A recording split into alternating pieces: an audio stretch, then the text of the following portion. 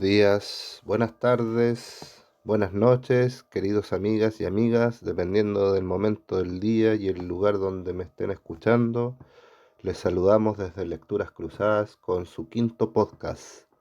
En esta ocasión vamos a hablar de una gran obra, El Exorcista de William Peter Blatty. Pero antes que todo queremos saludar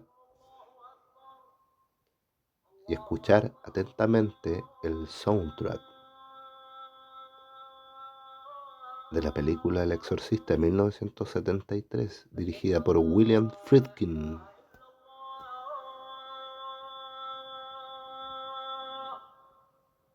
أشهد أن لا إله إلا الله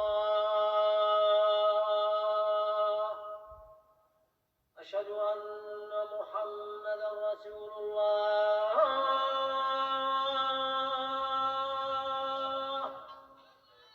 أشهد أن محمدا رسول الله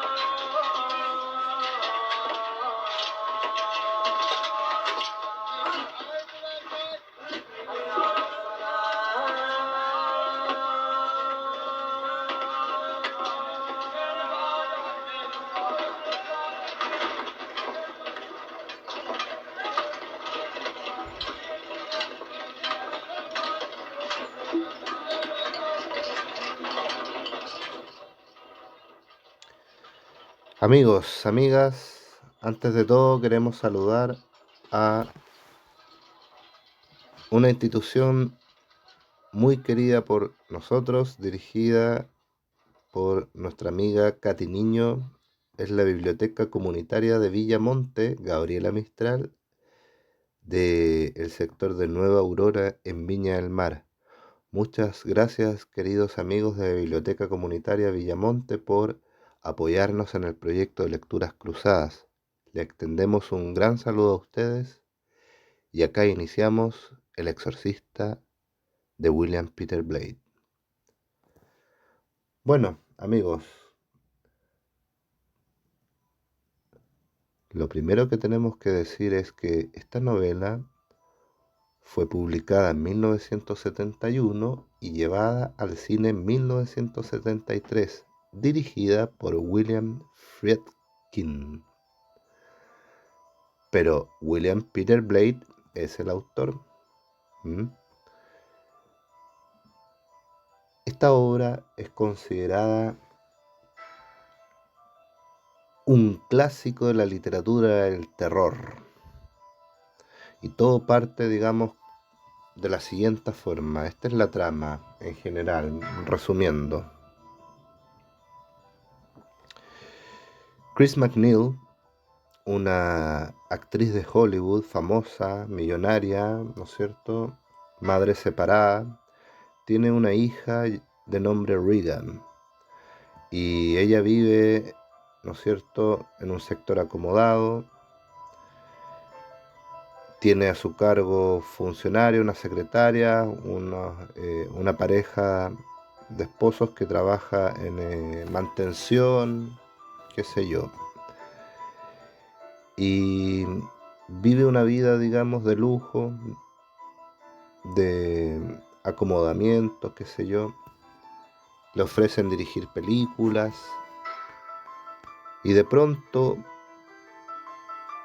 su hija de 12 años, Regan MacNeil, comienza a tener comportamientos extraños. Dice escuchar a un tal capitán,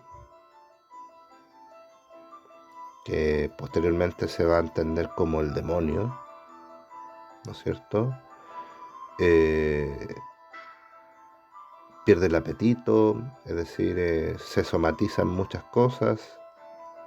La niña empieza a sentir perturbaciones en su dormitorio, se le mueve la cama, etc. Fenómenos paranormales. Al ver esta situación, la situación que vivía su hija, Chris recurre a la ciencia médica, ¿no es cierto? Y cuando nosotros leemos, ¿no es cierto?, la obra, podemos ver que de alguna manera es natural que las personas recurran a la explicación racional más que a la fe. Y esta es una dicotomía que se va a presentar en la novela. Se va a presentar en el personaje de Demian Carras. A todo esto, esta historia se dice que fue una historia basada en un caso real de exorcismo que ocurrió en 1949 en Estados Unidos, lo que agrega de alguna manera una cuota como de inquietud a la novela, porque en el fondo, claro, lo podemos leer como simple literatura, pero tiene un antecedente real. Bueno, como iba diciendo, eh, Chris MacNeil recurre a la ciencia médica, a la psiquiatría, ¿no es cierto? Eh, y de alguna forma, eh, esta mujer no encuentra una explicación lógica ante lo que le está sucediendo a su hija, ¿sí? Y por lo tanto,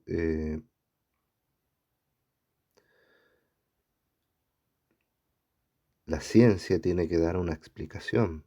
Psicoquinesis, telepatía, qué sé yo. Por lo tanto, de alguna manera, eh, las personas buscan esa explicación racional y dejan de lado lo espiritual, la fe, etcétera. Y bueno, de alguna manera, en este sentido, lo que le sucede a Chris MacNeil es una desesperación. Y como estaba desesperada porque los médicos le hacían exámenes a su hija, no encontraban nada, no detectaban ninguna enfermedad, ¿no es cierto? Y por lo tanto, Chris ya estaba desesperada. Y ella recuerda que había invitado a unos sacerdotes antes de que su hija se colocara peor a una fiesta que ella organizó en su casa con motivo de, ¿no es cierto?, de una forma de contacto social que le habían ofrecido dirigir una película, Chris. Y se acuerda que allí se había conversado con otro personaje que era una señora que tenía cierta experiencia espiritual, una suerte de Madame Blas del siglo XX, pero con contactos en Hollywood y todo eso. Eh, Esta señora le dice, mira, aquí tengo un libro de demonología, puedes consultarlo, se lo entrega, qué sé yo. Y en esa ocasión ve a estos sacerdotes. Por lo tanto, cuando ya Chris entiende que la ciencia médica no le va a dar respuesta respecto a lo que le sucede a su hija, recurre a estos sacerdotes católicos, jesuitas, ¿no es cierto? Y aquí aparece la figura de Demian Carras y posteriormente la del padre Merrin. Y en este caso, ¿no es cierto? Eh, Empiezan a tratar de investigar.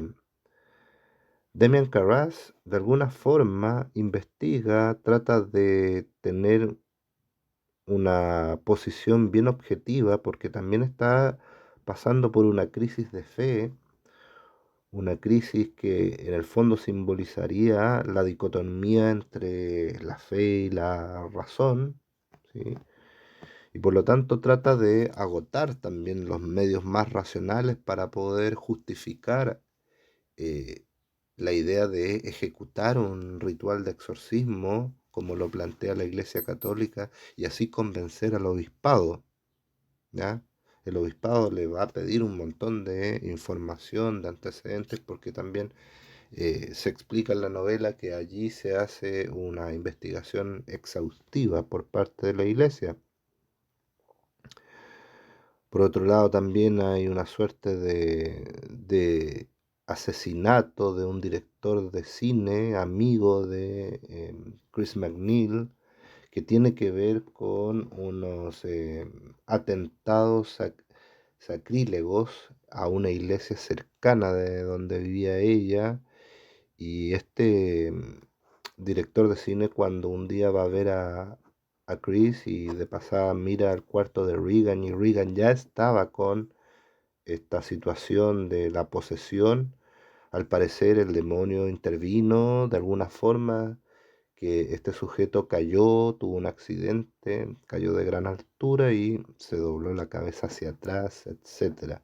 Y por ahí también entra el personaje de Kinderman, que es una suerte de detective, policía, que ve las cosas desde la perspectiva también detectivesca, racional. Pero, de alguna forma, ¿no es cierto?, la obra nos plantea siempre una dicotomía entre distintas cosas, ¿no es cierto? Y aquí van a aparecer distintos temas que de alguna manera se desprenden del análisis que nosotros podemos hacer de la obra. Por ejemplo, está el tema del terror psicológico, y aquí yo lo puedo conectar con la idea de la tabla Ouija que Regan tenía en un inicio de la novela, en el inicio de la historia, digamos, como un objeto que le permitía tener eh, un, un acercamiento con su subconsciente. Esa era la idea que tenía Chris McNeil respecto de por qué su hija tenía una tabla cuija. Y todo el mundo sabe, desde la tradición judeocristiana, desde el espiritismo del siglo XIX, qué sé yo, desde la teosofía de Madame Blas y todo ese tema, que las tablas cuijas abren ciertos portales a las dimensiones espirituales y celestiales o demoníacas, qué sé yo. Por lo tanto, hay una suerte de inocencia por parte del personaje de Chris al permitirle tener este objeto a su hija y utilizarlo libremente. Desde allí, desde ese momento, surge este personaje del capitán no sé cuánto, no me acuerdo en este momento, que posteriormente termina siendo el demonio que posee o los demonios que poseen el personaje de Regan. Por lo tanto, aquí hay un componente de terror psicológico, obviamente, hay un tema religioso y del mal, ¿sí? Y el impacto cultural. Veamos primero el tema religioso y del mal brevemente. El ritual del exorcismo funcionaría como un vehículo y una herramienta ya de absoluta fe para confrontar al demonio.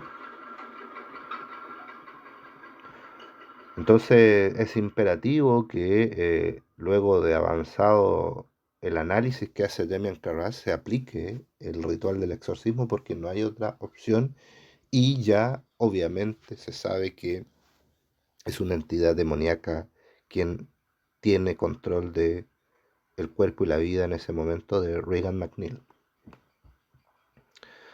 Entonces ahí vemos la idea de lo religioso y del mal, ¿no es cierto? Cómo el ritual católico va a liberar a esta chica. El terror psicológico es el otro gran tema que está presente.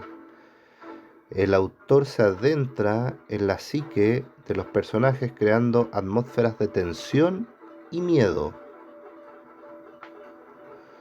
Y aquí vamos a ver, por ejemplo, cómo se adentra en el padre Demian Carras, que es el más angustiado psicológicamente, cómo también vamos a ingresar a la mente de Chris McNeil y su desesperanza, su lucha y su esperanza también. Y bueno, ¿para qué decir de la novela y de la posterior película dirigida por William Friedkin? ¿no es cierto? El impacto cultural de esta novela y de la película tuvo un profundo impacto en la cultura popular, popularizando la idea de los exorcismos y del cine del terror, ¿no es cierto? Y de lo demoníaco en el cine y en la literatura también. Entonces, en ese sentido es importante la obra para nuestra cultura popular, ¿no es cierto? Y literaria. También podríamos decir que en ese sentido del impacto cultural, del terror psicológico, qué sé yo, y de lo religioso y el mal, vemos también que los personajes evolucionan, no son estáticos, son dinámicos y hay una progresión en ellos de alguna forma, sobre todo en Demian Carras. Pero la primera relación que uno podría establecer es el profundo amor que siente Chris McNeil por Regan. Por lo tanto, aquí la relación madre e hija se ve profundamente afectada por la posesión. Pero la madre, Chris, lucha por mantener ese amor maternal, a pesar de que es una madre separada, qué sé yo, y lucha hasta el final por encontrar una solución ante la situación que vive su hija. También encontramos, como ya había dicho, la idea de la fe y la razón. Aquí hay una dicotomía entre estos dos aspectos que es fundamental en la obra. Y Carras es obviamente el personaje representante de esta idea, porque hay una búsqueda en él, primero de validación científica respecto de lo que le sucedía a la niña, y es lo primero que piensa en hacer Carras. Por lo tanto, eso le permite demostrar o descartar la posesión ante el obispado, la iglesia e incluso el Vaticano. En ese aspecto es interesante cómo se presenta. Y también vamos a encontrar la idea de el miedo y la esperanza. El miedo, ¿no es cierto?, como un elemento omnipresente en la novela, pero también está la esperanza como dos aspectos dicotómicos, ¿no es cierto? En ese sentido hay miedo constante de perder la vida, de que la niña pierda la vida, está a punto de perder la vida físicamente. En algún momento ya los sedantes no funcionan y el cuerpo no resiste más sedantes, etcétera. Y la esperanza, por otro lado, se ve como la lucha por parte de los personajes por mantener la ilusión de que todo va a salir bien en medio de la oscuridad y del terror. Escenas icónicas del cuerpo de Regan, cómo cambia, cómo muta, cómo se transforma, cómo gira la cabeza en 360 grados prácticamente, aterrorizando a todos los personajes y a todas las personas que están ahí en la habitación, desde eh, los sacerdotes hasta los empleados de Chris. Por lo tanto, es una gran obra que nosotros podemos sacar grandes lecturas de alguna forma. Y toda obra simboliza cosas o tiene símbolos, ¿sí? Regan obviamente es el mal encarnado y también la inocencia corrompida.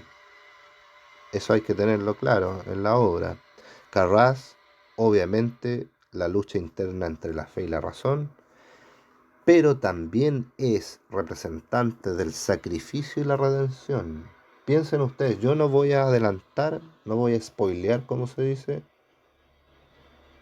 por qué Carras podría ser un ente que, perdón, un personaje que representa el sacrificio y la redención. Tiene que ver otra emoción ahí. Al final de la novela, hay una rabia contenida por lo que le sucede al padre Merrin, ¿no es cierto? Y obviamente el padre Merrin, por su parte, es el personaje que simboliza la sabiduría, la humildad, la experiencia, pero también la fragilidad humana frente al mal. Porque, ¿qué le pasa a él?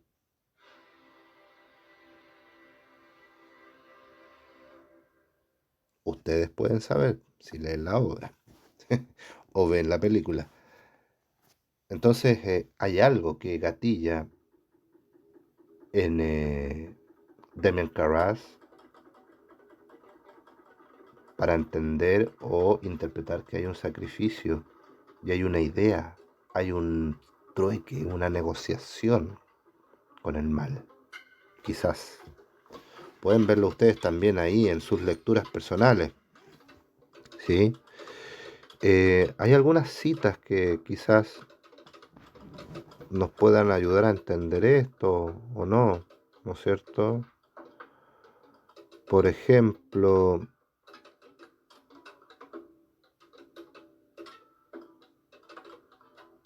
voy a leer un fragmento de la novela que nos puede ayudar a entender lo que les sucedía a los personajes de alguna forma. Ya por decirlo de alguna manera, casi avanzados en más de la mitad de la novela, podríamos leer lo siguiente. Dominando su repulsión, cerró la puerta. Sus ojos quedaron prendidos, atónitos, en aquella cosa que era Regan, en la criatura que yacía de espaldas en la cama, con la cabeza sobre la almohada, mientras sus ojos, desmesuradamente abiertos en las hundidas cuencas, brillaban con loca y astuta inteligencia, interesados y malignos al fijarse en los suyos, al observarlo atentamente desde aquel rostro esquelético, aquella horrible y maligna máscara.